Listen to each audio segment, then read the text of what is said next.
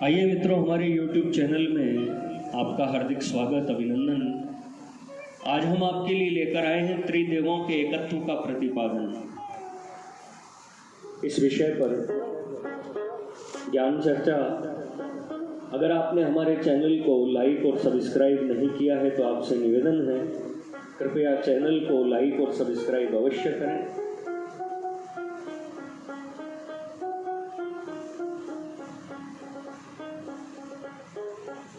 हे ब्रह्मन, आप मेरी आज्ञा का पालन करते हुए जगत की सृष्टि कीजिए, और हे विष्णु, आप इस चराचर जगत का पालन कीजिए। आगे भगवान शिव कहते हैं, हे ब्रह्मन, मेरा ऐसा ही परम उत्कृष्ट रूप हमारे इस शरीर से लोक में प्रकट होगा, जो नाम से रुद्र कहलाएगा। मेरे अंश से प्रकट हुए रुद्र की सामर्थ्य मुझसे कम नहीं होगी। जो मैं हूँ वही यह रुद्र है। पूजा की दृष्टि से भी मुझ में और उसमें कोई अंतर नहीं है। यह मेरा शिव स्वरूप है। हे महामुने, उनमें परस्पर भेद नहीं करना चाहिए। वास्तव में सारा विश्व ही मेरा शिव स्वरूप है। मैं, आप ब्रह्मा तथा जो ये रुद्र प्रकट होंगे, ये सब के सब एक रूप है। इनमें भेद मानने पर अवश्य ही बंधन होगा। हे विष्णु, अब आप मेरी आज्ञा से जगत में सब लोगों के लिए मुक्तिदाता बने। मेरा दर्शन होने पर जो फल प्राप्त होता है, वही फल आपका दर्शन होने पर भी प्राप्त होगा। मैंने आज आपको यह वर दे दिया। मेरे हृदय में विष्णु है, विष्णु के हृदय में मैं हूँ। रुद्र शिव के पूर्णावतार हैं। हे विष्णु, जो आपकी शरण में आ गया वह निश्चय ही मेरी शरण में आ गया। जो मुझ में आप में अंतर समझता है वह निश्चय ही नरक में गिरता है। इसके बाद भक्तवत्सल भगवान शंभु शीघ्र वही अंतर्धान हो गए। तभी से इस लोक में लिंग पूजा का विधान प्रचलित हुआ।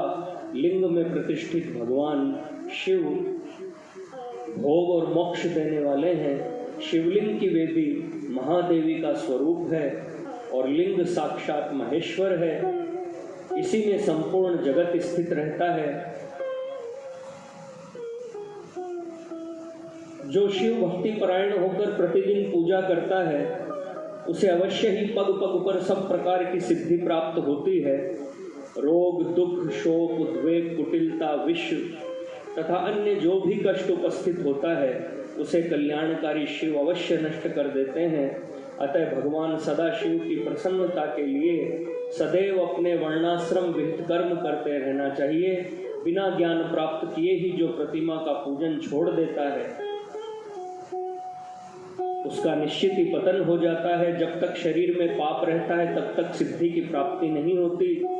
पाप के दूर हो जाने पर उसका सब कुछ सफल हो जाता है। विज्ञान का मूल अनन्य भक्ति है और ज्ञान का मूल भी भक्ति ही कही जाती है।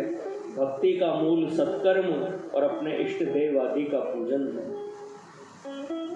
जब तक मनुष्य गृहस्थाश्रम में रहे तब तक प्रेम पूर्वक उसे 5 देवताओं गणेश, विष्णु, शिव, सूर्य एवं देवी की और उनमें भी सर्वश्रेष्ठ भगवान सदाशिव की मूर्ति का पूजन करना चाहिए।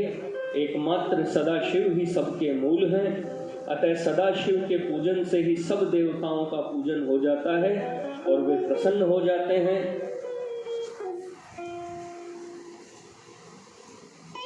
मित्रों, यह थी त्रिदेवों के एकत्व का प्रतिपादन। इस विषय पर संक्षिप्त पौराणिक दृष्टांत